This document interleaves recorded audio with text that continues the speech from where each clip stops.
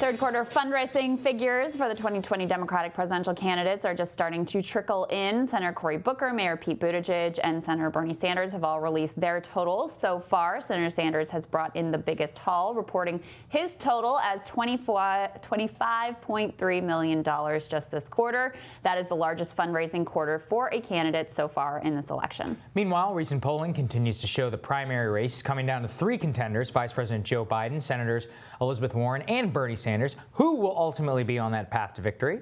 Joining us with his thoughts via Skype is the host of the Jimmy Dore Show and the author of Your Country Is Not That Into You: How the Media, Wall Street, and both political parties keep screwing you even after that you've moved on. Jimmy Dore, welcome to the show. It's great to see you.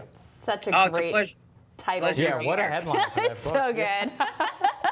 Okay, Jimmy, so we've got this new fundraising numbers from Bernie Sanders, $25.3 million, just the day after Crystal was talking about this earlier, that Politico says that Bernie Sanders is in trouble. Is that par for the course of the media coverage that we've seen of this campaign so far? Yeah, when I heard those fundraising numbers, I thought, just like you, boy, when is he going to drop out? He doesn't have a chance. But I'm still going to support him because I'm a sexist, and right.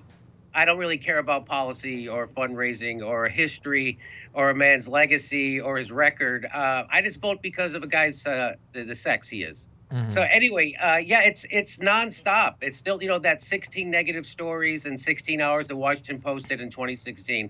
It's not stopping, and so it's just What's actually more insidious is when MSNBC or people who considered them, or who people considered to be left-wing media or liberal media, when they smear Senator Sanders or progressives, it actually does damage. When Fox News does it, I don't think it lands, right? People just dismiss them as being partisan, but they think it might be an actual critique when it comes from the left.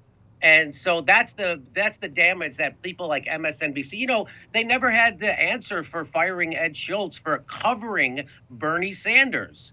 And it's just weird to me that people who consider themselves progressives go on that network and never bring that up. I think that's such a great point. And as you know, I was at MSNBC during that time when Ed got fired and I myself got fired. Yeah.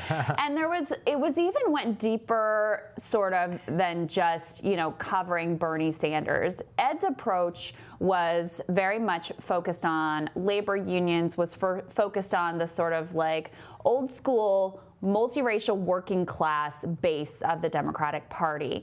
MSNBC really threw in with this sort of model of going after the more affluent sort of white liberal who focuses a little more on sort of culture and identity issues, less of an economic populist.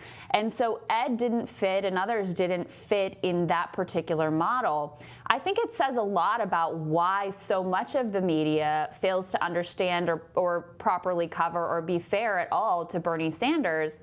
Because his base is so working class, they just have a complete either blind spot or active contempt for the people who support him in his campaign. Oh, there's no doubt about it. I mean, I did a video on my show where Donnie Deutsch admitted that after calling people who support Donald Trump Nazis, he literally said that, and then he said that he later said that he would vote for Donald Trump if the Democrats nominated a socialist. He didn't say specifically Bernie Sanders, but that's what he was talking about, which just validated what we've been saying here for 3 or 4 years, that the establishment would rather lose to Donald Trump than win with a progressive, yet they still want to blame everybody except themselves and their own strategy for losing to Donald Trump. Mm-hmm. One of the things One of the things, Jimmy, that we look at on the show is where like the difference between Elizabeth Warren and a Bernie Sanders. I think if you watch MSNBC, a lot like that panel that you're referring to, they'll say, well, they essentially believe in the same things, but she's got a plan for that. As somebody who looks at this pretty closely, what are the main differences in your eyes? Well, it was funny. She was asked just the other day if, because she has a new plan for anti-corruption, and she was asked if her vice president would be allowed to sit on a board of a foreign country's energy company, and she immediately said no, and then she had to backtrack, right? So apparently she was like, oh, no, I mean, I guess I'd have to look at it. You'd have to look at it? So apparently she didn't have a plan for answering that question. So if And the problem with Bernie Sanders is that people are attracted to Bernie Sanders because of who he is. He's not bought. He doesn't take that appeals to people from every political spectrum, and he doesn't take their money, and he advocates for the people, right? So that's his policies. That's what's going to. If Bernie Sanders wins, it's going to be because of that. It's certainly not because of his strategy. He's had bad strategists around him in 2016. He has them again. Right. So in 2016, he was completely frozen out by the mainstream news media. And when they did talk about him, it was negative, like I pointed out with the Washington Post, 16 negative stories in 16 hours. Right. And he didn't go on alternative media. He was so out of touch.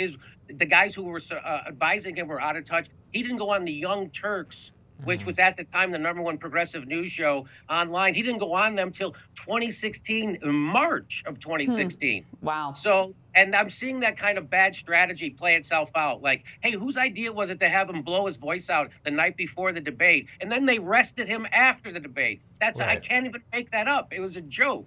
Jimmy, what you're getting to...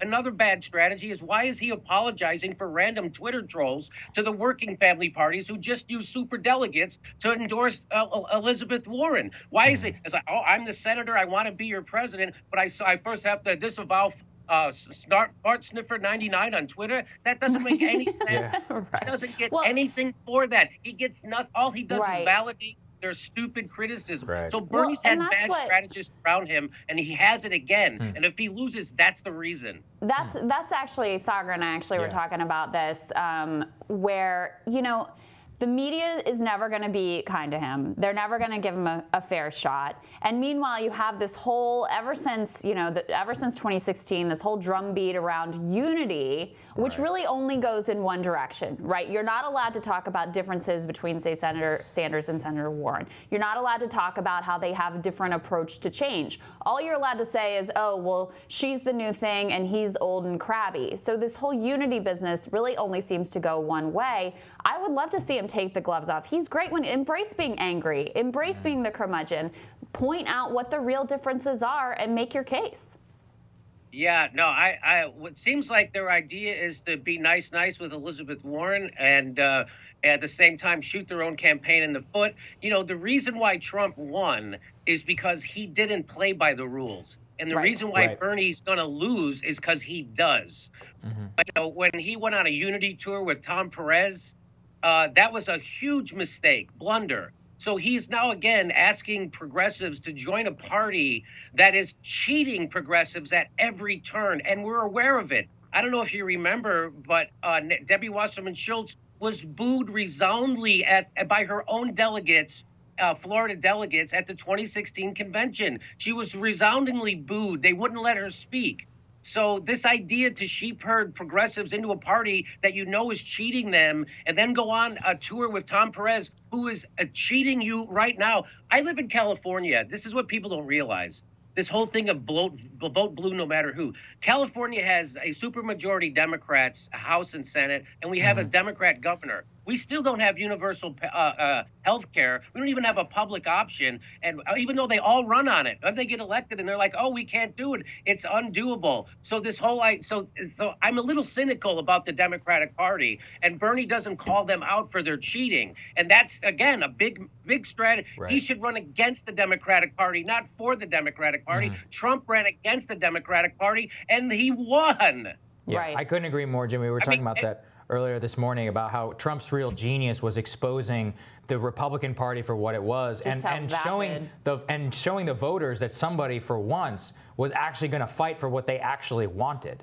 And that it's just been such a long time since a candidate in really either party has done that. It's almost been, 25 years. The fact that Bernie is not a Democrat, which I'm sure you get on Twitter all the time, oh, he's not even a Democrat, right? Like, that's his greatest strength. He should lean into that. Everybody hates the Democrats. Lean into that.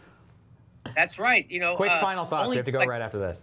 Yeah, no, I'm just, again, Bernie's got to stop playing by the rules. Trump didn't play by their rules. Bernie did. Could you imagine if the super delegates and the RNC cheated Trump. He found out. Right. Do you think he'd tour the country trying to prop them up with the guy who just cheated him? It makes Bernie look weak. It makes him look feckless. It's bad strategy. I love Bernie's policies. I love Bernie's character. I wish he would get better strategists. Yeah. Well, thank you so much for joining us, Jimmy. We really appreciate it. Thanks, Jimmy. Hopefully you'll watch the segment. Thank you. We'll have more Rising after this.